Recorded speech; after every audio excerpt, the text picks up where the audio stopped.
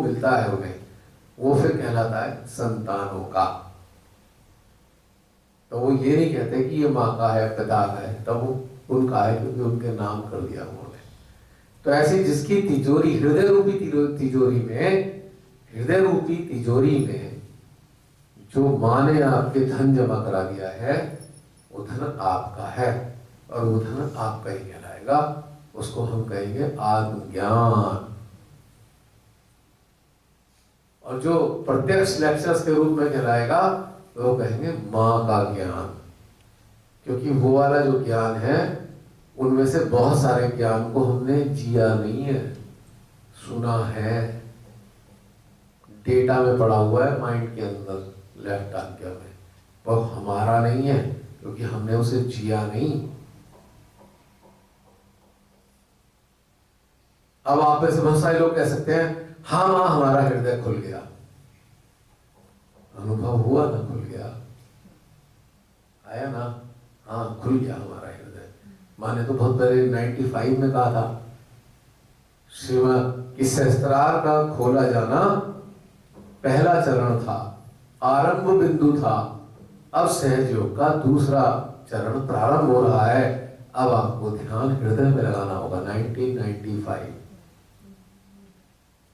सुना होगा, पढ़ा होगा। तो अब भी क्यों लठले के पीछे पड़े हो, अपने कर्म कांड करे पड़े हो? पिक्चरों में ही बता दिया, क्यों कर रहे हो कर्म कांड इतने ज्यादा? अरे सीधा सीधा हृदय में ध्यान लगाओ। ये मैंने थोड़ी बताया है, तो श्रीमती ने बताया, मैं तो अपना अनुभव शेयर करता हूँ। ऐसे ऐसे करोगे तो मजा आ जाएगा। हालांकि ये लेक्चर तो मैंने कुछ ही 2-3 साल पहले ही उनका पढ़ा था, मुझे पहले थोड़ी पढ़ा, मैंने सुना। ये तो करा तो मेरे से पहले ही नहीं है, जब उन्होंने श्री चरणों में जोड़ा ही था ना सन 2000 में। पूनम दीदी तो गवाह है इस बात की। कहाँ गई पूनम दीदी? ऊपर गई है भाई, फर्स्ट फ्लोर पे गई है, वैसे ऊपर नहीं गई है। तो पूनम दीदी तो शुरू से ही जुड़ी हुई है, सिंस द वेरी बिगिनिंग। तो तब भी मैं ये कहता था, ऐसे शो करता था, वी बनाता था, वी ऐसे। वी का मतलब जीसस वाला वी नहीं, नो, फिर चल गया डेटा से आदि साइड।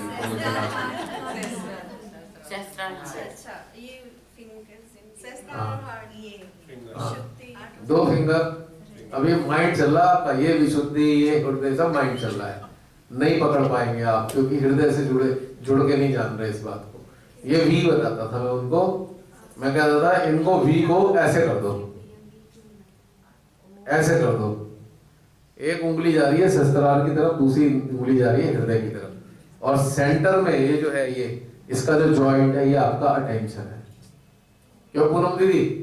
सन 2000 से यही बात बोलता था ना मैं, सन 2000 से 24 साल हो गए, आज भी यही कहता हूँ। ये वो वी है विक्ट्री वाला, जीसस ने कहा ये लेटा हुआ वी है। पहली उंगली मिडिल फिंगर इंडिकेट कर रही है सहस्त्रार को, और फर्स्ट फिंगर कर रही है सेंट्रल हार्ट को। यहाँ चक्रों वक्रों से कोई लेना देना नहीं, ये इंडिकेशन है खाली। और बीच का हिस्सा है हमारा attention. Our attention must be divided into 2 places. First place is sestral central और second is central heart. 2000 से कहता आ रहा हूँ। सब लोग कहते थे सहज विरोधी हो गया, सहज क्या जा गया, पता नहीं क्या क्या बताता रहता है, माँ ने तो नहीं बताया। अरे माँ तो 95 में बता चुकी कि भाई हृदय में ध्यान लगाओ। सहस्त्रार तो खोलना जाना आरंभ बिंदु था, अब दूसरा चरण शुरू हो रहा है, हृदय में ध्यान लगाना होगा। तो आप क्यों नहीं पालन करते? आप मेरे को कह रहे हो। माँ ने तो 95 में बोला हृदय में ध्यान लगाओ, पहला चरण पूरा हुआ, दूसरा चरण हृदय में ध्यान लगाने का है। उस पे भी मेरे को कह देते हैं ये उल्टा सीधा ध्यान बताता है। सेंटर में श्रीमाता जी के लेक्चर चलते हैं, उसको तो सिर्फ ऊपर से सुन लिया जाता है ना, वो आत्मसात कहाँ होता है? बहुत सिलेक्टिव लेक्चर्स भी। मैं कह रहा हूँ ऊपर से ही सुन लो, हृदय शब्द तो उन्होंने बोला है। बिल्कुल बोला है। और हृदय खोलने का ये शब्द हृदय खोलो तो बहुत बार बोला है, लेकिन 95 में पर्टिकुलर लेक्चर टेक्निकल लेवल पे दिया कि सहस्त्रार का खोला जाना आरंभ बिंदु था। अब आप सहस्त्रार का पहला चरण था, सहस्त्रार खोला गया, अब सहयोग का दूसरा चरण शुरू हो रहा है। अब आपको हृदय में ध्यान लगाना होगा। ये सेंटेंस है। ये भी कहा था जी कि आज के बाद सहयोग आज का महायोग कहलाया जाएगा। हृदय के बाद में पहले नहीं बोला था जी, क्योंकि पहले खाली सहस्त्रार यानी कि मेन गेट। अब मेन गेट तो खुला हुआ है पर घर तो अभी भी बंद है। अंदर कैसे जाओगे? ताला लगा हुआ है अंदर। भाई एक घर है, जैसे आपके इंडिपेंडेंट हाउस होते हैं, आप देखिएगा कहीं भी होते हैं, एक मेन गेट होता है, फर्स्ट एंट्री गेट, और सेकंड एंट्री गेट होता है लगभग जो लॉबी में खुलता है या ड्राइंग रूम में खुलता है, वो सेकंड गेट है। तो भैया मेन गेट तो खुल गया, पर घर का आनंद तो तब आएगा जब एंट्री मारोगे उसके अंदर। आप तो बाहर पोर्च में ही खड़े हो रहे हो। पोर्च में खड़े होने का मतलब वहां सोओगे कैसे? वहां कोई खटिया डालोगे? तो अंदर घर खोल के जाओ, तभी तो लेट हो गया आराम से। माँ तो वहीं मिलेंगी, माँ मेन गेट पे थोड़ी खड़ी रहेंगी। हमारे शहरी क्या है, मेन गेट पे माँ को खड़ा रखते हैं, अंदर बुलाते ही नहीं। वहीं से बतिया के माँ भी चली जाती है, अच्छा तू मुझे अंदर तो बुला ही नहीं रहा, चलो मैं जाती हूँ किसी दूसरे के पास चली जाती हूँ। फिर कहते हैं हमारे वाइब्रेशन चले गए।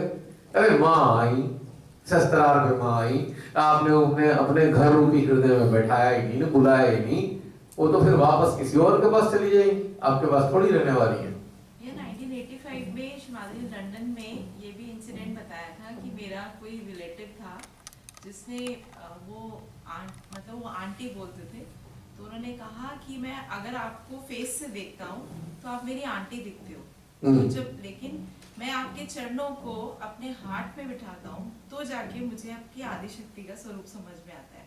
तो श्री माता जी ने ये बोला कि फिर ध्यान कराया इसी इंसिडेंट को बता के कि उसने मुझे अपने हार्ट में मेरे चरणों को बिठाया अपने अच्छा। हार्ट में, और ऐसे ही तुम भी करो एंड प्रे कि Shri Mata ji please come in my heart. इस तरीके से माँ ने पूरा ध्यान कराया लंदन के सहयोगी को। क्योंकि श्री चरणों की तरफ देखेंगे, हम किसी के भी चरण देखें, हमारा आज्ञा नहीं चलेगा, आजमा के देख लेना। और जैसी चेहरा देखो खट चल जाएगा, कैसे हैं नैन नक्श, कैसा कलर है, क्या पहन रखा है, कैसे दिखते हैं, स्माइल है, उदास है। 36 फाइलें खुल गई एक मिनट में। अब चरणों को देखोगे तो एक भी फाइल नहीं खुलती। साधारण मनुष्यों के चरण देख लेना, कुछ नहीं होने का अंदर से, श्रद्धा से। लेकिन मैं ये नहीं कह रहा टेस्टिंग करने के लिए, देखो श्रद्धा से। मैंने माता पिता है, आप हृदय से श्रद्धा रखते हो, अरे ये तो मेरे सबसे पहले भगवान है, इनके कारण ही तो मैं आया, और उस श्रद्धा से अपने माता पिता के श्री चरणों की तरफ देखो तो आपको लगेगा हाँ ये तो दिव्य है। और वास्तव में साधारण मनुष्य रूपी माँ बाप भी मेरे भगवान सम है। श्रद्धा आ गई ना। ऐसी किसी और के भी देख लो जिसके प्रति श्रद्धा रखते हो, तो आपको चरणों से आपका आज्ञा रुक जाएगा, चेहरा देख के आपका आज्ञा चल जाएगा। तो शिवाजी ने कहा ना, भाई तुम इस चक्कर में मत दौड़ो, तुम मेरे चेहरे को मत देखो, मेरी बिंदी को देखो, फोकस ऑन माय बिंदी, क्योंकि उसकी आकृति नहीं है कोई, उसमें नैन नक्श कोई नहीं है। अब आपने देखा, एक और एग्जाम्पल दूंगा बड़ा इंटरेस्टिंग। आप देखते हो कि जगह जगह देवी देवताओं की मूर्तियां होती हैं, उन्हें कपड़े पहना दोगे, उन्हें श्रृंगार कर दोगे, उन्हें बिंदी लगाओ, पता नहीं क्या क्या प्रपंच रचोगे। कभी शिवलिंग को सजाते देखा है किसी को? शिवलिंग को हार पहना दिया, शिवलिंग को कपड़े पहना दिए। किसी ने कपड़े पहनाए शिवलिंग को? किसी ने उसके टीका लगा दिया हो? नहीं लगाते ना। क्यों नहीं लगाते? क्योंकि उसमें आकार नहीं है, आकृति रहित है, वो आकार रहित आकृति है। एक सिलेंडर टाइप का है, उसमें कोई शक्ल सूरत कुछ है नहीं, नैन नक्श तो बने हुए हैं नहीं, एक सिलेंडर है पूरा, निराकार का ही प्रतीक है शिवलिंग, निराकार। अगर निराकार का आकार कैसे होगा?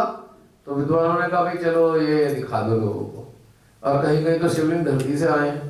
इसका मतलब परमात्मा ने अपने निराकार स्वरूप को प्रकट किया, ये देखो मैं बिना रूप रंग आकृति वाला हूं, मेरी कोई आकृति नहीं है, बस एक हल्का सा एक कुछ भी मान लो उसको, लेकिन उसको आप सजा नहीं सकते ना, कपड़े नहीं पहना सकते ना, उनके बाल नहीं है, उन्हें संवार नहीं सकते, उन्हें आप कोई भी कपड़ा वैसा नहीं पहना सकते कि भाई आप उसे चुनरी पे चढ़ा दो, ये कर लो, वो कर लो। क्यों? क्योंकि स्वरूप नहीं है। और चरणों में क्या करोगे आप? बहुत ज्यादा क्या कर लोगे? क्या सजा लोगे? ज्यादा ज्यादा श्रद्धा से आप उसको कुछ बना दोगे, फूल डाल दोगे, या बहुत से लोग मेहंदी वेहंदी लगा सकते हैं, लेकिन उसको आप सजा नहीं सकते ना। और आकृति में तो फिर मियाँ जान के पर बन जाए। जी अजय भाई। जैसे संसारिक जीवन में क्या होता है कि जब कोई चीज हमारे सामने होती है, कोई भी रिश्ता हो या कोई भी व्यक्ति हो, तो हमें उसकी कदर महसूस नहीं होती। लेकिन जब वो चीज चले जाती है तब हमें उसकी वैल्यू पता पड़ती है। तो मेरी एक अनुभूति थी कि जब तक श्री माता जी साकार में थी, यकीन मानो हमारे पे कोई दिक्कत नहीं आई, क्योंकि हम हर बार श्री माता जी के सामने जाते थे और श्री माता जी हमारे हर प्रॉब्लम्स को दूर कर देती थी। तो हमें उनकी कभी वैल्यू पता नहीं पड़ी। जैसे अब है कि वो आदिश मतलब वो जो समर्पण और जो भाव अब है वो पहले नहीं था, क्योंकि श्री माता जी हमारे सामने थी, साकार में थी। लेकिन जब श्री माता जी साकार में नहीं रही, जब साकार में थी तभी वो बार बार ये बोलती थी कि मुझे पाओ तो निराकार में पाओ, निराकार में पाओ। हमें उस टाइम ये बात समझ में नहीं आई। हमारा चेतना का स्तर इतना निम्न था कि हम इस बात को ये नहीं समझ पाए कि श्री माता जी बार बार यूं क्यों कह रही है कि मुझे निराकार में पाओ। तब श्री माता जी चली गई और हम पे मुसीबतें आने लगी, तब जाके हमें श्री माता जी की रियल वैल्यू पता पड़ी कि श्री माता जी क्या थी और हमें अपने पाँव पे खड़ा होना है। बिल्कुल सही कह रहे हैं आप। अब जैसे हमारे आर्मी पर्सनल्स होते हैं, 6-6, 8-8 महीने में घर आते हैं, ठीक है। जब वो 8 महीने 6 महीने बाद घर आते हैं तो जो उनकी धर्म पत्नियां हैं, कितना उनको ये कर, ये खिला, वो खिला, दुनिया भर का। कुछ दिनों बाद वो सब बंद। उसके बाद तो कहेगा अरे वो कहाँ है, हाँ वहाँ है, देख लेना। पहले भाग के आएगी।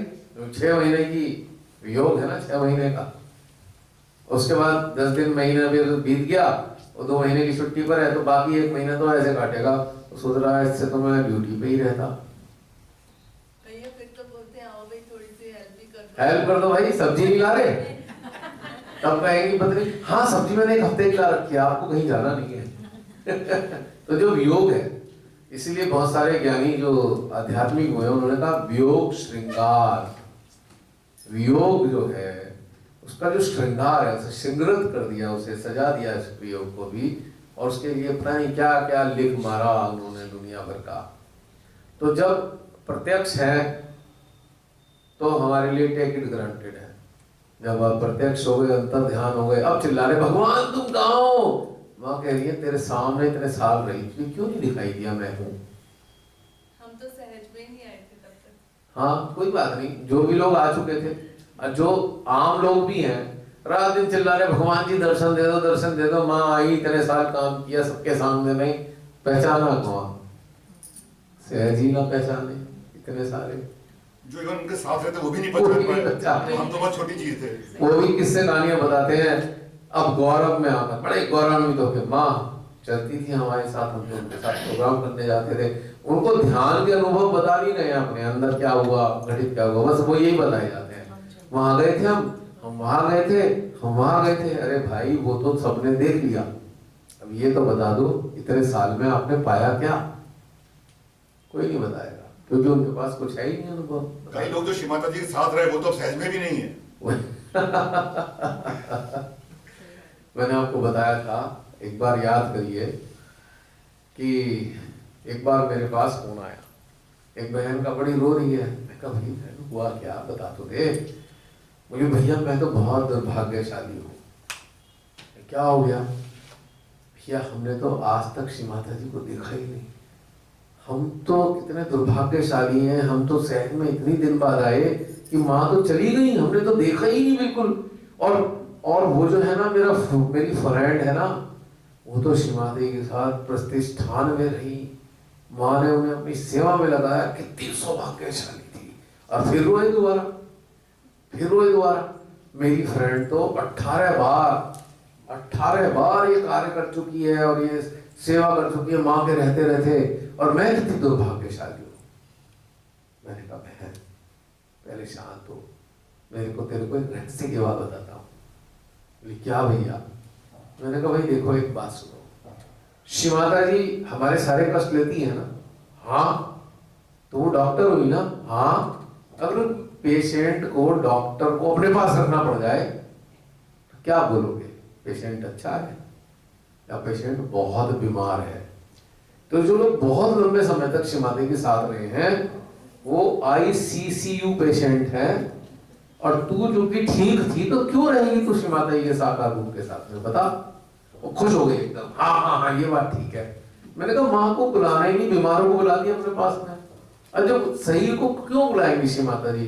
क्योंकि जो लोगों का सिस्टम, जो लोग उनकी ऊर्जा को ग्रहण करने योग्य नहीं है, तो श्री माता जी उन्हें अपने पास बुला लेती। कल्याण तो उनका भी करना है उन्होंने, जो तब वो अपने शरीर के मैग्नेटिक फील्ड के कांटेक्ट में रखती है, एनर्जी फील्ड के कांटेक्ट में उन्हें रखती है, ताकि इनके डैमेज इतने जो सेल हैं उनके इतने डैमेज हो गए, उनकी सेंसिटिविटी इतनी खराब हो गई है कि मैं सहस्त्रार से ऊर्जा दिए जा रही हूँ, हृदय में दी जा रही हूँ, रिसीव नहीं कर रहे, तो माँ उन्हें अपने पास बुला लेती, चल तू मेरे पास आ जा। यूं तो सौभाग्यशाली वो भी हैं, वरना किसी नरक के दोजख के कोने में पड़े होते तो माँ ने अपने पास बुलाया, कम से कम नरक में तो नहीं जाने दिया।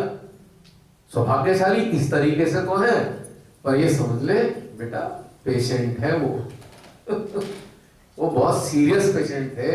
18 बार जाना पड़ा डॉक्टर साहब के पास। तो बताओ अब क्या अच्छी बात है? अब कोई इंसान, हमारी बहन से पूछिए, कोई इंसान रोज अगर आए अपनी बीमारी को लेके, तो बहन क्या कहेगी? ये बहुत बीमार है भाई, इसे आना ही पड़ेगा, इसे बोलेंगे एडमिट हो जाओ, जाना पड़ेगा, एडमिट होना पड़ रहा है। और कोई ऐसे है, बहन ने एक ट्रीट किया, अब तू जा, खुश हो गया, ठीक हो गया है, पता लगा 6 महीने बाद मिल रहा है, बहन बहुत अच्छा लग रहा है डॉक्टर साहब, आपने मुझे ठीक कर दिया, कृतज्ञता फील करा, पर 6 महीने बाद आके बता रहा है, और वो बीमार होके नहीं आ रहा है, मिलने आया है खुशी खुशी। तो अंतर समझ में आया? तो साकार स्वरूप के साथ श्री माता जी जिनको रखा, उनका जो सेल्यूलर सिस्टम था, उनके जो सेंसिटिविटी और सेंसी वो बिल्कुल गौन केस थे, उन्हें अपने पास में रखा। ये मेरा अपना व्यक्तिगत अनुभव है, क्योंकि उनका आचरण आज मैं देखता हूँ, हाँ भाई गौनी केस थे आज उनका आचरण आप देख लो तो आपको लगेगा गौनी केस है, इसलिए मैंने पास में रखा, चलो कुछ तो कल्याण हो जाएगा।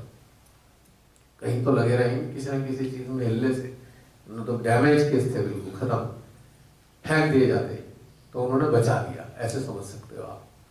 और ये सत्य बात बता रहा हूँ मैं आपको। अब यूँ तो श्री माता जी की पूजाओं में जाने का मौका मिला, पर हम तो दूर से देख के खुश रहे, सबसे पीछे बैठते थे, सबसे पीछे बिल्कुल। अब बहुत से सहजी जानते हैं, अगर कोई मिलना चाहता था तो मैं पीछे ही मिलता था कहीं भी। आज भी ऐसे ही है, कहीं किसी व्यवस्था में मिलना होगा तो पीछे ही मिलूंगा आपको, आगे बैठना तो मुझे कभी पसंद ही नहीं। बताइए क्यों? क्यों?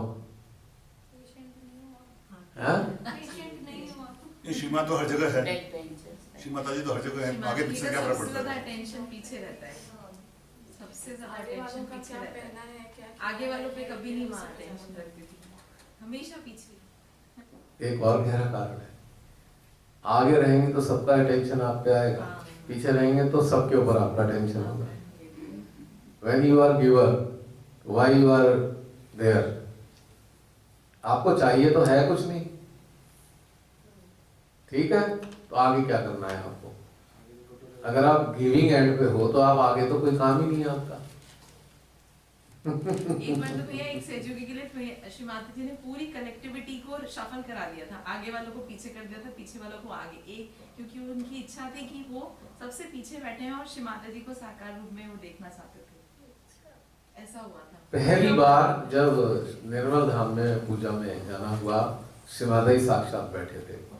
फर्स्ट टाइम मेरे अंदर इच्छा हुई कि मैंने पास से जाके देखूं, तो मैं बहुत पास से जाकर देखा। मैंने अपने बड़ा आउटडेटेड कैमरा था SLR जेनिथ, उससे श्री माता जी की फोटो भी खींचे मैंने, और वो मैंने वो शेयर भी कर रखी है एक जगह एल्बम, वो 2001 की।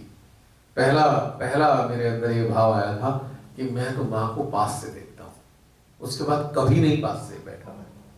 या कभी मुझे रिकॉर्डिंग करनी हुई कि बहुत शोर होता है कहीं पीछे, कई बार रिकॉर्डिंग के लालच में थोड़ा पास जाके बैठ गया। ऐसा नहीं कि बिल्कुल साथ में, थोड़ा पास में जहाँ पे स्पीकर लगा हो और रिकॉर्डिंग में उनकी बातें आ जाए श्री माता जी की।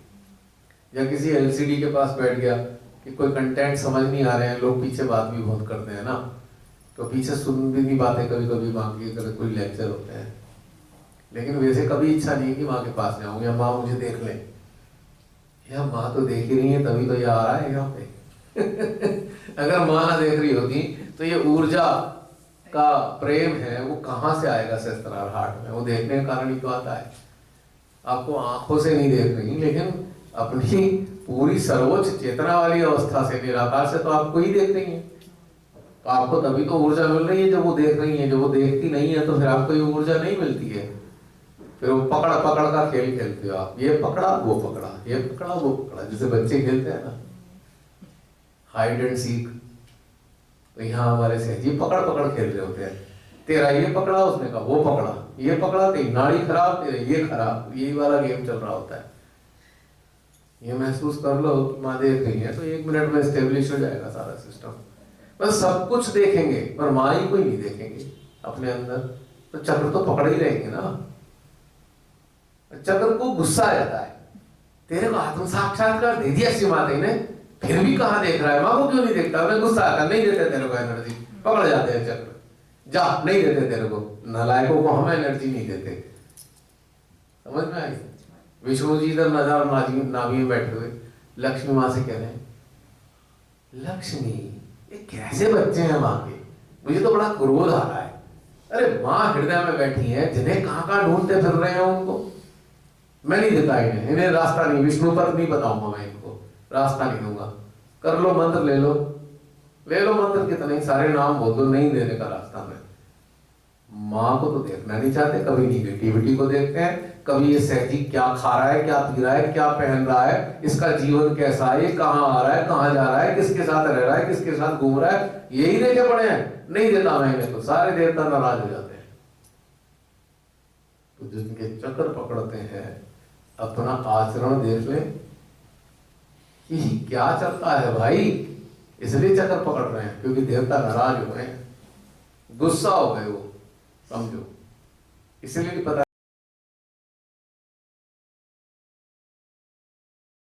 नहीं चल पा रहा। और आप इधर उधर छोड़कर इसके उसके बारे में जानने की जिज्ञासाओं को त्याग कर आपके अंदर ये जिज्ञासा आ जाए, मैं हूं कौन, मेरा वास्तविक अस्तित्व क्या है, मुझे आत्म साक्षात्कार दिया गया, किस लिए दिया गया, और मेरा इस संसार में होने का मतलब क्या है। ये जिज्ञासा अगर है तो सही है। अगर बाकी सारी जिज्ञासाएं लेके बैठे हुए हो इसके उसके बारे में, तो आपके चक्र ठीक रह ही नहीं सकते। कुछ भी कर लो, पूरी गारंटी है कभी चक्र ठीक नहीं होने के। और अगर इसके विपरीत कर लो, जो 4-5 चीजें देख लो अपने अंदर की, तो 100% गारंटी है चक्र तो पकड़ेंगे ही नहीं, साथ में चेतना भी उन्नत होगी, और एक समय आएगा आप जीवित रहते हुए मुक्त अवस्था का आनंद ले पाओगे। क्योंकि मुक्त आप इसीलिए तो नहीं हो रहे हो, आप इसके उसके बारे में जानना चाहते हो। अच्छा कहां से आए, कैसे आए, कितने बजे चले, कितने बजे कहां पहुंचे, किसके साथ आ रहे हो, ये सारी बातें हम पूछते हैं जब सेमिनार में मिलते हैं।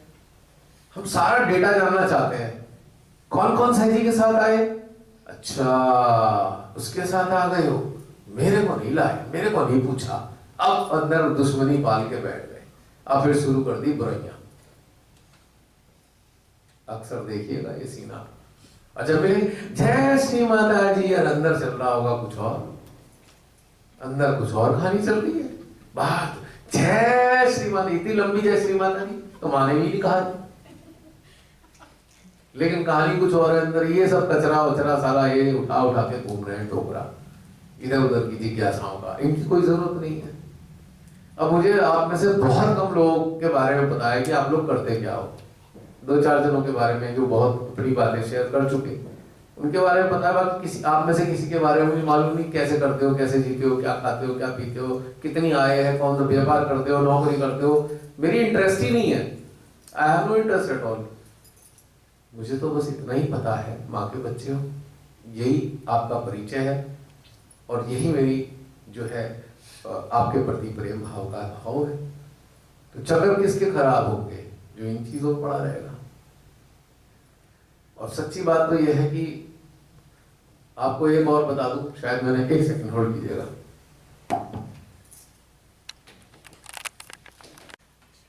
दोबारा दोहराना पड़ेगा, इंपॉर्टेंट मैसेज है। तो मैंने अभी कहा कि जैसे हम सामूहिकता में बैठते हैं और जब वो सेशन चल रहा होता है कोई भी, चाहे श्रीमादेवी साक्षात बैठे हैं या निराकार के रूप में भी अगर आप उस मूड में बैठे हैं, तो आपस में बहुत कम बातें करनी चाहिए, बहुत ज़रूरी बातें।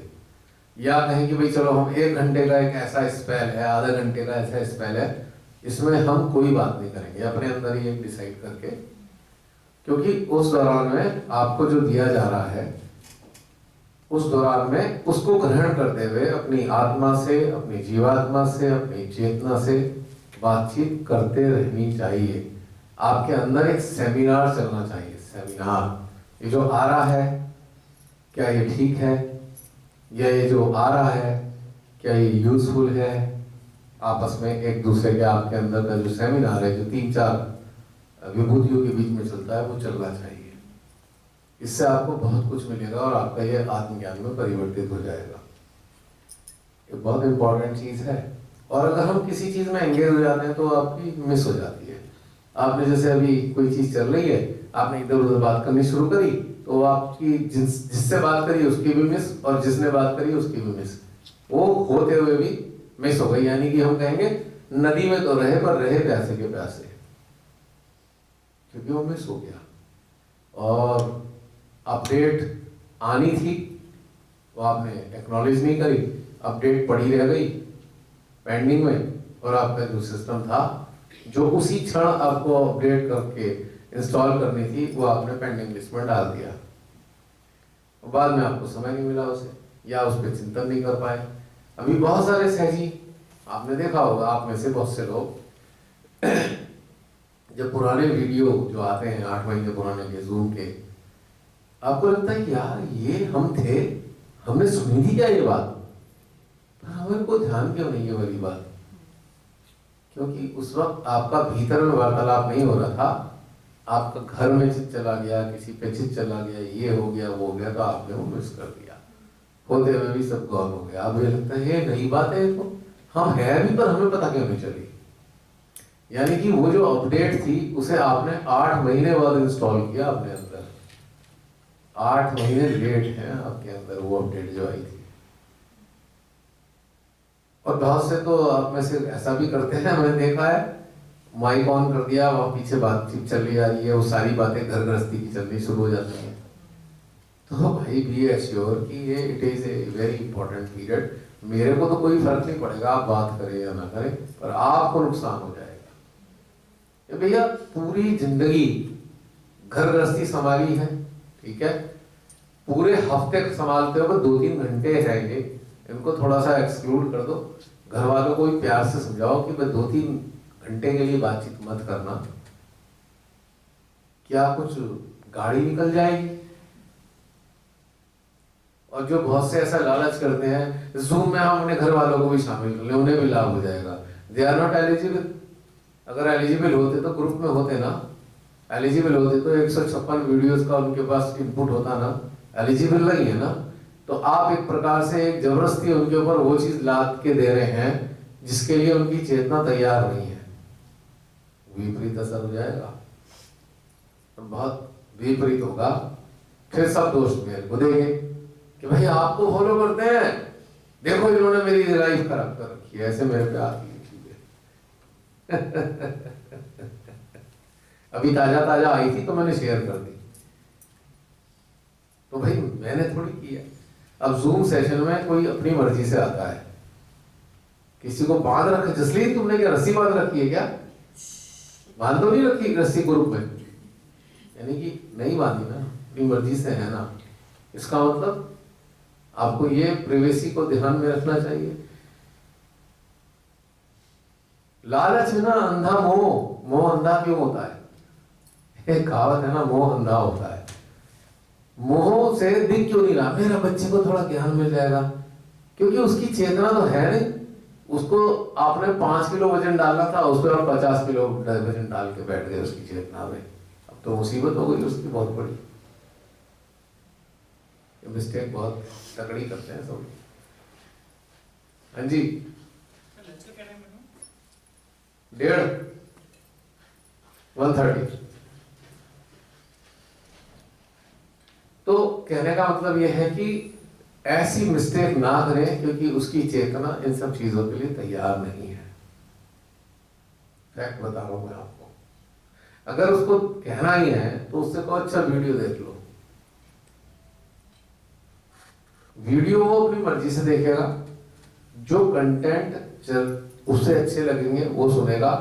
लेकिन यहाँ जो जूम में तो कंटिन्यूस सेशन चल रहा है, आपने उस पे ऐसे सेशन में बिठा दिया है, और जो ऑलरेडी वीडियो 8 महीने के पुराने हैं, यानी कि 8 महीने के पुराने लेवल की जो अवेयरनेस है उसके हैं।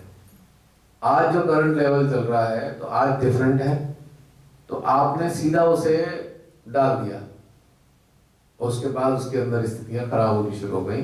सबसे पहले तो आपसे झगड़ा होगा उसका 100%। क्या सुनते हो, गलत रास्ते पे जा रहे हो, हाँ ये तो ठीक है, वो खराब है। और उसने अपने आप ही उसने आपको अपना आंकलन करके आपको रिजल्ट भी देने शुरू कर दिए। अब आप कंफ्यूज हो, परेशान हो कि भाई ये क्या हो गया, घर में तो एक विवाद पैदा हो गया है। पर करा किसने तैयार विवाद? वो इज देयर। आप ही माध्यम बने विवाद के। क्यों वो वाली सारी चीजें उनके अंदर जाने के लिए आपने उन्हें अपने साथ में बैठाया? वीडियो देखने दो, पर डायरेक्ट जूम सेशन में मत डालो। मैंने जूम में भी कहा कि भाई ये चीटिंग है, it should not be there, ये नहीं होनी चाहिए, ठीक। या फिर आपको बताओ मेरे बच्चे का अवेयरनेस लेवल बहुत अच्छा है, अभी उस पर टाइम नहीं है इसलिए नहीं रहा, that is a different thing. जहां कॉन्फ्लिक्ट आ रहा है किसी का भी, तो इसका मतलब अवेयरनेस लेवल नहीं है वैसा। आज्ञा इंटरप्ट कर रहा है, आज्ञा का नो हाउ बहुत लिमिटेड है, और माइंड हम किसी के गुलामी भी कर सकते हैं माइंड के प्रभाव में आके। We become slave because of mind. Heart किसी का गुलाम नहीं होता, लेकिन माइंड गुलाम ही होता है शैतानों का, राक्षसों का, आसुरी शक्तियों का माइंड गुलाम ही होता है। तो ये बात समझनी जरूरी है कि हमें ये काम नहीं करने चाहिए। आपको ही कष्ट आएगा, हमारे को क्या दिक्कत है इस बात से। तो ये बहुत सारी मिस्टेक करते हैं, और वो अच्छी बात नहीं है, कोई लाभ नहीं होने वाला। आप उसे होमवर्क तो करने ही नहीं दे रहे। जो पूरी जिंदगी आपने कई साल लगा दिए इसमें, जो पाया उसको उससे गुजरने नहीं देना चाहते, तो अधकचे अधपके से रह जाएंगे। उन्होंने श्रम किया ही नहीं। अब बचपन से आप ABCD पढ़ाते हो, ABCD की जगह आप सीधे निबंध लिखने के लिए दे दो तो क्या होगा? गड़बड़ हो जाएगी ना। या आप उससे कहो 10th क्लास के बच्चे को कहो कि ये MSc किताबें पढ़ ले, 10th क्लास की साइंस वाले को पढ़ तो लेगा, पर उससे समझ में क्या आने वाला है? तो इस चीज से बचना चाहिए, इससे बड़ी प्रॉब्लम। तो जो ये मेरे सामने ये जो आए हैं ना मैसेज, कहीं ना कहीं मुझे लगता है ये उसी का परिणाम है, कहीं ना कहीं इसी बात का परिणाम है। दूसरा आचरण जो सहजी हैं, वो घर में कैसा बर्ताव करते हैं हमें तो कोई नहीं बताएगा। हमारे सामने 2-3 घंटे आप सब लोग रहते हैं, तो हमें को उस चीज में हमें मालूम ही नहीं, हमें जानना भी नहीं आप करते क्या हो जीवन में। पर आपका आचरण आपके घर के घटनाक्रम को बता रहा है कि आपका आचरण कहीं ना कुछ है गड़बड़ उसमें, जिसके कारण ये सब चीजें पैदा हो रही हैं। नहीं, क्योंकि आप कैसे हैंडल करते हो घर के लोगों को, ये इस बात का प्रतीक है कि कुछ हैंडलिंग में गड़बड़ है, जिसके कारण ये सारी चीजें तैयार हो रही हैं।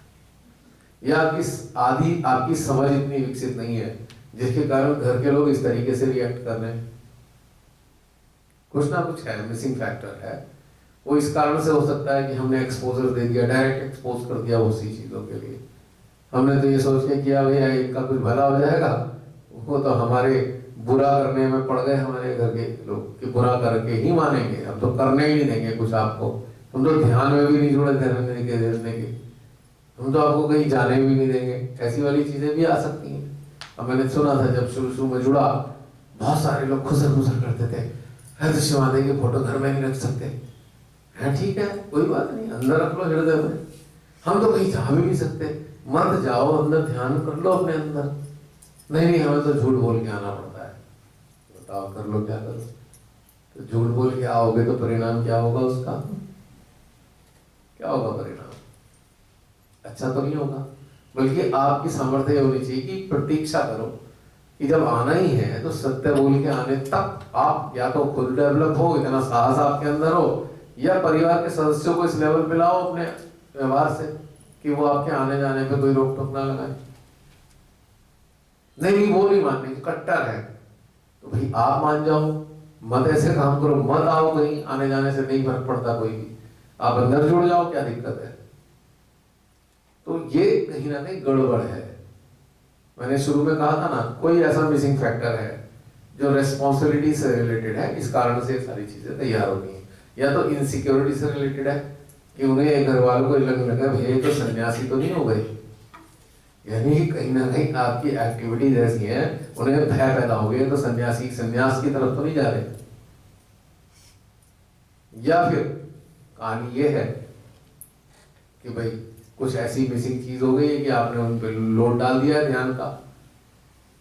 आपने श्री माता जी के लेक्चर घर में वॉल्यूम पे ऐसे ऐसे लगा दिए जो कि कंडीशनिंग के खिलाफ है, तो डर गए हमारा क्या होगा। तो फिर आपने उनका एक ही एक्शन होता है, आपकी सारी फ्रीडम को समाप्त कर दिया जाए। और कहां तक करते हैं? जहां तक उनका बस चलता है। ऐसा तो है ही, नेचुरली शुरू में बड़ा पंगा होता था नहीं हम बता के नहीं आए हैं, तो भाई फायदा क्या फिर? भैया सामर्थ्य पैदा करो। बहुत जगह था, आपने भी सुना होगा, नहीं हम तो डायरेक्ट आए थे, हम तो कहते हैं हम मिलने जा रहे हैं फ्रेंड से। तो जो ऐसा कहकर गए होंगे, सच्ची बता रहा हूँ, जरा उनकी स्टेटस देख लेना, राइस कितना करा था हमने उन्होंने, तो वहीं के वहीं मिलेंगे जहाँ पहले थे। जो डरे सहमे से गए और डरे सहमे से आए और छुप छुप के किया, वो फिर वही लोग हैं जो आज भी वही है, जो छूट गया है? भी छूट गया। हाँ, क्योंकि वो गड़बड़ थी। भैया सही काम अगर गलत तरीके से किया जाए तो काम वो गलत ही कहलाएगा, सही नहीं कहलाएगा। मैं कहता हूँ थोड़ी प्रतीक्षा की जाए, हिम्मत रखी जाए कि परिणाम कुछ भी हो हम तो बता के जाएंगे, आप उसका सामना करो ना। पर हमारे यहाँ लोगों को दोनों तीनों हाथों में लड्डू पड्डू सब चाहिए, ये भी मिलना है, ये भी मिलना है, ये भी खराब ना हो जाए, वो भी। ये ऐसे नहीं चलने का काम, सीधा तो बताना पड़ेगा आपको। आपको हो सकता है उसके कॉन्सिक्वेंसेस आपके संसारिक जीवन के मुताबिक ना मिले, बी एश्योर, चिंता मत करो, आने वाले समय में सब चीज ठीक होगी, आपको आपकी फ्रीडम मिलेगी। लेकिन आपको ये आचरण नहीं करना, छुप छुप के बता बता के, चोरी छुपे, इधर से जा उधर से जा उधर से जा, ये नहीं कर चलेगा काम। एटलीस्ट सहयोग के लिए तो नहीं चलेगा। वो संघर्ष जो अर्जित भी होता है ना, तो बाद में स्ट्रॉन्ग बना के जाता है। एग्जैक्टली, आप बहुत ये एक्सपीरियंस बोल रहा है। सक्षम होते हो। मैं तो खुद ही बहुत डरती थी। हाँ। आज तो मैं हर प्रोग्राम अटेंड कर पाती हूँ। सक्षम बनाया मुझे उस चीज ने। मेरी फैमिली बहुत फैनेटिक है, कट्टर जैसे होते हैं वो, और वो कहीं मुझे डिस्कार्ड करती है क्योंकि मैं श्री माता जी को फॉलो करती हूँ कि तुम गलत रास्ते चलेंगे। बट मैंने वो संघर्ष झेला है और वो उसने मुझे सक्षम ही बनाया, इंडिपेंडेंट बनाया, फ्री भी बनाया। और मैंने कोई मतलब आई एम कंफर्टेबल, और मुझे कहीं पे भी उसने अकेलापन नहीं दिया। उस संघर्ष ने मुझे कहीं, उस संघर्ष ने कमजोर नहीं किया, और उस संघर्ष ने मुझे स्वाभिमान से भी जीना सिखाया है। और अब जीवन ऐसा है कि मृत्यु के लिए भी हम साथ साथ तैयार हो रहे हैं, तो हर तरीके से हम इंडिपेंडेंट सोल हो गए। और एक जैसे एग होता है ना, वो कंप्लीट है अपने आप में। वी हैव बिकम दैट और of Shri Mata ji, and it has definitely increased my surrender. ये नहीं था कि दिलों मान जाए, ठीक हो जाए या कुछ अच्छा हो, कुछ नहीं, बस मुझे सक्षम बनाइए, मुझे अपने मतलब का बनाइए। मेरी बस एक ही वो थी, रिक्वेस्ट थी श्री माता जी से कि मुझे आपके लायक बनाइए। और जब मुझे ये बात आप ही से पता चली थी कि बोलो इस चीज को, बताओ, तो फिर मुझे लगा हाँ मैं गलत तो नहीं कर रही। और मैंने पहले भी बहुत सारे हीलिंग्स की थी, तो मुझे समझ में आया था ये मेरा अल्टीमेट रास्ता है, मैंने बहुत सारी चीज़ें कर चुकी हूँ और ये मेरा फाइनल है। तो अब मैं इसको लेट गो तो नहीं करूँगी, क्योंकि मैंने बहुत सारी चीज़ें छोड़ दी फैमिली के लिए, तो मैंने कहा ये नहीं मैं छोड़ सकती opportunity, and I was okay and I am very happy today कि मुझे मेरा अल्टीमेट गोल मिल गया, मेरे सोल को। बढ़िया। और ऐसे अनुभव बहुत से लोगों को होंगे आपके, निश्चित रूप से 100% होंगे। लेकिन असत्य की तरफ जाके करोगे क्या, क्या मिलने वाला है उसका परिणाम? तो वो भी इस रास्ते के लिए असत्य का क्या मतलब है? What is the meaning behind it? ताकतवर बनो भाई, इस बात के सहन करने की क्षमता पैदा करो, वो आपको शक्तिशाली बनाती है। अब जिस परिवार के सदस्य के लिए आपने आधी जिंदगी लगा दी है, इसका मतलब आपने उसमें उनके अंदर वो भी रिस्पेक्ट नहीं पैदा होने दी कि वो रिस्पेक्ट करें इस बात की कि आपने आधी जिंदगी लगा दी। इसका मतलब आपका जो होमवर्क है, आपका जो फीडिंग है, वो रॉन्ग है। आपने उनको सम्मान करने की तरफ प्रोत्साहित नहीं किया, बल्कि आपने उनके काम करके आपने उनकी पूर्ति तो की है, पर उनके अंदर सम्मान आपके लिए पैदा हो ये स्थितियां नहीं पैदा कर पाया। तभी तो वो आपकी इच्छा का सम्मान नहीं करते, तभी तो वो आपके जो भाव हैं, आपकी जो फीलिंग है, इवन गॉड से जुड़ने के लिए फीलिंग पे भी शासन चलाना चाहते हैं, क्योंकि आपने अपने आप को डेवलप होने ही नहीं दिया, डेवलप किया ही नहीं आपने।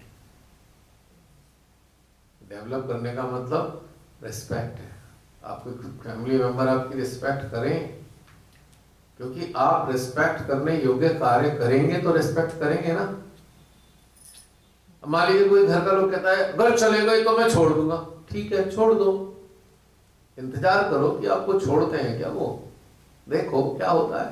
पर हिम्मत नहीं ना, डर लग रहा है, आदि शक्ति के साथ चल रहे हो और डरे पड़े हो। ये बात समझ नहीं आई मेरे को सहयोगी की कभी भी, थर थर कांप रहे अंदर। तो भाई चल क्यों रहे हो? और साहस नहीं है, अरे बताना तो शुरू करो, नहीं मेरे को तो वहां जाना है, ना जाने दे कोई बात नहीं, जाना है। जैसे सिमाते के प्रोग्राम होते थे, बहुत से लोग कहते थे हमें तो जाने ही नहीं थे घर के लोग। मैं कमाल है, मैं तो बेड़ी डाल रखी आपके पैर में, जैसे कैदियों के नहीं नहीं तो फिर जाने क्यों नहीं दे रहे? मतलब आप नहीं जा रहे हो, बेड़ी नहीं पड़ी, कमरे में कैद नहीं किया, तो फिर आप ही तो नहीं जा रहे, आपको बांधा तो नहीं गया है। एटलीस्ट आप कमजोर हो, क्योंकि आपको यह है कि नाराज हो गया तो ये मेरी सुविधाएं बंद ना हो जाए, तो फिर आपकी भक्ति कहां गई? भक्ति में शक्ति होती है ना, सुना है ना, बचपन से सुनते आ रहे हैं। पर आप तो भक्ति है ही नहीं, आपकी डेडिकेशन है ही नहीं, अब तो डर गए हमें छोड़ना दे कोई। पति पत्नी से डरा हुआ है, पत्नी पति से डरी हुई है, और छुप छुप के सहयोग कर रहे क्यों? क्या ये चलेगा? जी अपनी लाइफ की एक चीज शेयर करना, बिल्कुल करिए। हमारे परिवार में जब मैं शहर में आया था जी, हम लोग जॉइंट फैमिली में थे, और संस्कार हमारे इतने जबरदस्त और कट्टर होते थे कि भाई जो ये है यही सही है, इसके अलावा जो है वो सब गलत। हम सहयोग में आए, मिसेस भी मतलब डर डर के करते थे काम, उसके मन में डर ज्यादा रहता है, सब थे। तो मेरे पेरेंट्स उस टाइम जिंदा थे, वो सिर्फ ये देखने के लिए सेंटर पे जाते थे कि ये लोग वहां पर क्या करते हैं। चलो माता ने इस बहाने बुलाया तो सही, and they got rest assured कि हम किसी गलत राह पर नहीं है, तो उन्होंने इंटरफेयर करना बंद कर दिया। हाँ, लेकिन हम कभी झूठ बोल के कभी नहीं गए कि हम यहाँ के कह के जाए और वहां जाए। इसलिए तो अब मेरे भी ऐसा था कि मैं ही था बस शहर से जुड़ा हुआ। संतति आने के बाद बच्ची जुड़ी, बच्ची का दिल लगा इसमें, तो पूरे घर में खानदान में मैं ही हूँ बस, और कोई है नहीं। मेरी सिस्टर रिस्पेक्ट करती है, कभी कभी फोटो भी रखा हुआ है, लेकिन वो रेगुलर मेडिटेशन से नहीं जुड़ी हुई, बस इतना ही है। हाँ माँ है और शक्ति है, बस प्यार, इन्हें मतलब ध्यान में बैठ जाओ कभी गए, उसके लिए खाली इतना ही है, इससे ज्यादा कुछ नहीं। अब जब अपना सेशन चलता है तो मेरे दोनों पोते आए थे, दादू आज आपकी क्लास है? हाँ बेटा, जैसे आपकी क्लास होती है ना, जैसे मेरी क्लास है, बोलना नहीं, चुपचाप सोते रहना वहीं पे। तो बात क्या है कि छुपाने की जरूरत क्या है? सूरज को आप छुपाना चाहते हो तो फिर अंधकार ही मिलेगा ना आपको। आपके घर में सूरज का प्रकाश आ रहा है, आपने पर्दा खींच दिया तो भाई घर तो अंधकार से भर ही जाएगा, घर में तो उजाला नहीं होगा। तो डर आपके उस पर्दे के समान है जो प्रकाश को आने से रोक रहा है। अरे सामना करो ना, क्या हो जाएगा, क्या खो जाएगा आपका, देखो तो सही। नहीं वो झगड़ा करेंगे, कब तक करेंगे? नहीं वो पत्नी जो खाना भी नहीं देने की, मत खाना, बाहर खा लेना, जॉब पे भी तो जाते हो, पत्नी के हाथ का कितने दिन नसीब होता है आपको खाना? मैं आपको विजिट पे जाना पड़ गया 10-12 दिन के, तो आप बाहर ही खाओगे ना, 2-4 महीने खा लो बाहर, क्या हो जाएगा? और जब आपकी पत्नी देखेगी भाई इनके अंदर तो अच्छा महसूस हो रहा है, खराब तो कुछ हो नहीं रहा, पहले से ज्यादा स्वीट हो गए, पहले तो हड़का देते थे अब तो प्यार से बात करने लगे, तो कुछ तो फायदेमंद चीज हो रही है अपनी। इधर पति भी देखेंगे, पहले इतना परेशान रहता, जब देखो पत्नी किट्टी पार्टियां मिलती है, अब ध्यान के प्रोग्राम में होती है। अगर समझदार हस्बैंड होगा तो कहेगा अच्छा है भाई, खर्चा थोड़ा कम हो गया क्योंकि बेचारा हर महीने किट्टी होनी है कहीं ना कहीं, तो उसको भी कोई ना कोई कोऑपरेशन तो करना है। उसके घर में पता है भाई आज किट्टी, अच्छा आज घर बाहर से खाना तो लाना ही पड़ेगा, आज किट्टी है क्योंकि शाम को, तो कोऑपरेट कर रहा है ना पति। तो आप कम से कम उसे अच्छा ध्यान का प्रोग्राम, चलो चलो हाँ हाँ कोई बात नहीं, पता लगा 5-7 हज़ार का खर्चा था महीने का, वो बच गया। कंट्रीब्यूशन तो करना ही पड़ेगा ना, किट्टी कहीं भी हो जाए, किसी ना किसी रूप में कंट्रीब्यूशन तो जाता ही है ना। और फिर दूसरी चीजें हैं, यह किट्टी तो डाल रखी है मान लीजिए 1 लाख रुपए की, 20 मेंबर है, 5,000 की किस जानी है, और जो साड़ियां खरीदी जाती है उस चक्कर में वो ड्रेसेस आती हैं वो तो बहुत महंगी पड़ती हैं। तो पति को लगा अच्छा अच्छा भाई ठीक है, हाँ हाँ हाँ हाँ आपको छोड़ देंगे, लेने आ जाएंगे, क्योंकि पता है फालतू के खर्चे खत्म हो गए। और देखा पत्नी भी अब इतनी सजी संवरने के चक्कर में नहीं पड़ती, सादगी से रहने लगी है, सब चीज ठीक हो गई है, वातावरण में ठीक सा हो गया, घर का प्यार मोहब्बत की बात होने लगी। और जो मेरे रिश्तेदार आते हैं उनका भी पहले से ज्यादा सम्मान होता है। पहले तो इतना लगता था अरे आ गए फिर आ गए, अभी तो कुछ दिन पहले आए थे इतने सारे लोग, अब खाना बनाओ ये करो वो करो, इससे अब खुशी होती है। और वो भी खुश है मेरे रिश्तेदार बीच में ये आ रहा है, भाई पत्नी बहुत अच्छी है तेरी, ये फायदे बहुत है। इसलिए भी बहुत से हस्बैंड लोग जो हैं परेशान नहीं करते, या पत्नियां भी पतियों को परेशान नहीं करती, क्योंकि आए दिन की पतियों की दोस्ती वाली से बड़ी तंग थी। रोज लेट आ रहे हैं, आज कहा था वो राकेश ने बुला लिया था, आज कहा थे भाई वो मुन्ना ने कहा था भाई आ जाना शाम को घर में प्रोग्राम है। काय का प्रोग्राम है? वही वाला प्रोग्राम। और जब पति देव घर में एंटर करते हैं और रोज मुस्कुरा के एंटर करते हैं, वो समझ जाती है आज फिर भी क्या है, तो मुस्कुराहट बता देती है ना आज तो तरन्नुम में है। तो इस चीज से भी उन्हें राहत मिल रही है, यार अब नहीं जाते पार्टी शार्टियों में, ये शराब की पार्टियां जो थी ये सब बंद हो गई हैं। अब कहीं ना कहीं पत्नियों को भी बड़ा चैन आता है, और वो जो पैसे बचने लगे उसका लाभ परिवार को मिलने लगा। और एक हेल्थ के ऊपर भी, पति देव की उम्र हो रही है, अब रिटायरमेंट करीब आ रहा है, हेल्थ डाउन रहने लगी है, दारू बंद नहीं हो रही है, सिगरेट बीड़ी तो चल ही रही थी पहले से ही, और गुटखा तो चलता ही था, गुटखा तो शादी से पहले से चल रहा था। पति देव आए हैं, धीरे धीरे करके सब छूट गया, पूरे परिवार को सुकून शांति का वातावरण आ गया, उनकी असुरक्षा का भाव चला गया, भाई अब ये ठीक रहे तो हमारा परिवार भी ठीक चलेगा, अभी तो बच्चों की भी शादी करनी है, तब तक तो ठीक रहना ही चाहिए इनको। यहाँ फायदा देख रहे हो कितना तगड़ा आ रहा है, इधर पतिदेव का खर्चा सही, इधर पतिदेव की हेल्थ की प्रॉब्लम खत्म हो गई, शंकाएं खत्म हो गई, सब चीज छोड़ छाड़ दिया। और पति कई बार फ्रेंड्स भी आ जाते हैं, भाई बहुत दिन हो गए तू तो भक्त हो गया, नहीं आ जाओ, मैं कोल्ड ड्रिंक पी लूंगा तुम दारू पी लेना, पर लाऊंगा नहीं खरीद के तुम्हारे लिए, लेके आना पड़ेगा। और वैसे तो घर में तो अच्छा नहीं है, चलो कहीं बाहर चलेंगे। पहले तो घर के लोग तंग थे, रोज फ्रेंड्स आते थे, घर में ही दारू चलती थी, सारा वातावरण विषैला सा हुआ रखा था। और दारू अंदर जाने के बाद मुंह से क्या निकलता है सबको पता है ना, क्या क्या नहीं निकलता, और वातावरण कैसा हो जाता है ऐसी स्थिति में, गंदी गंदी बातें, वीडियोटिक चीजें, पता नहीं कहाँ कहाँ की, और फिर खुन्नस भी निकलेगी। आपस में भी अगर बैठे हैं, अभी तो गले मिल के बड़ा स्वागत किया, 2-4 पैग अंदर जाने के बाद सारी खुन्नस निकल रही है फिर आपस में, घर के अंदर ही बवाल पैदा कर दिया, जिसकी ये भी भूल गए किसके घर में बैठे हैं। तो ये रूटीन होता है जो ड्रिंक का शौक रखते हैं, सब देखा है। और उसके बाद अब उन्हें सुकून मिल गया, भाई नहीं नहीं अब तो ये नहीं कुछ नहीं करते हैं। अब लड़की जो है, मतलब पत्नी जो है, उसकी अपने मायके के अंदर भी थोड़ी इज्जत बढ़ गई है।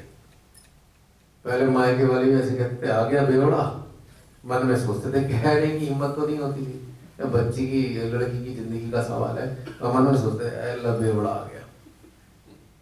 ऐसे सच्ची बता रहा हूँ मैं, प्रत्यक्ष है मेरे सामने प्रमाण है। अब कहेंगे नहीं भाई हमारे यहाँ भारत के अंदर कम से कम दामाद का सम्मान तो होता ही है, लेकिन इज्जत वाले भाव नहीं होते ना।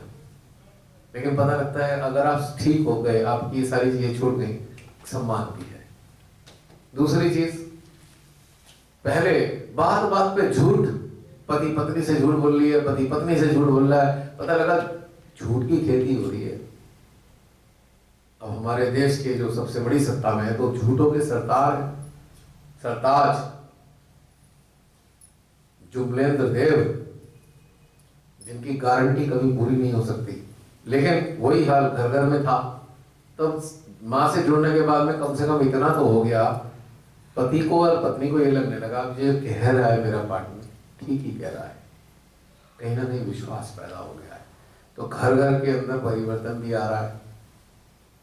तो अब जो उसे बहुत सारी इनसिक्योरिटीज थी वो धीरे धीरे समय के साथ इसलिए ठीक हो गई, आपने वही सब बताया जो किया। आप गए प्रोग्राम में, आपने कहा भी मैं ध्यान में गया था, मैं पूजा में गया था, भले ही घर में बवाल पैदा हो, पर आप कह के बता के जा रहे हो। धीरे धीरे उन्हें ये समझ में आने लगा ये झूठ तो नहीं बोल रहा भाई इंसान, चाहे पत्नी वो भी झूठ नहीं बोल रही, पति भी झूठ नहीं बोल रहा। तो अभी विश्वास परखना शुरू हो गया। और ये भी कह रहे तो आके देख लेना वहीं बैठा मिलूंगा, तो ये भी शंका नहीं कि भाई कहीं इधर उधर तो नहीं हो गए, ध्यान के नाम पे इधर तो नहीं खिसक लिए, कोई और चक्कर तो नहीं है। पर ये विश्वास पैदा हो गया तो घर के अंदर थोड़ा वातावरण भी ठीक हो गया। और जब जूम में ऐसा भी फायदा हुआ है, बहुत से घर के लोगों ने सुना भी लिया, तो उन्हें ये तो समझ में आ गया भाई ये खराब करने वाली चीजें तो नहीं है एटलीस्ट, क्योंकि टेक्निकल सारी लॉजिकल बातें ही हम लोग बात करते हैं आपस में, और हमारे एस्पेक्ट होते हैं ह्यूमन एस्पेक्ट। ध्यान तो है ही, यानी कि ह्यूमन एस्पेक्ट को रिफाइन करने के लिए मेडिटेशन है, refinement of traits, human traits. तो ये बात जो सुनते हैं या वीडियो भी देखते हैं उन्हें समझ में आ जाती है। तो एक मिनट होल्ड।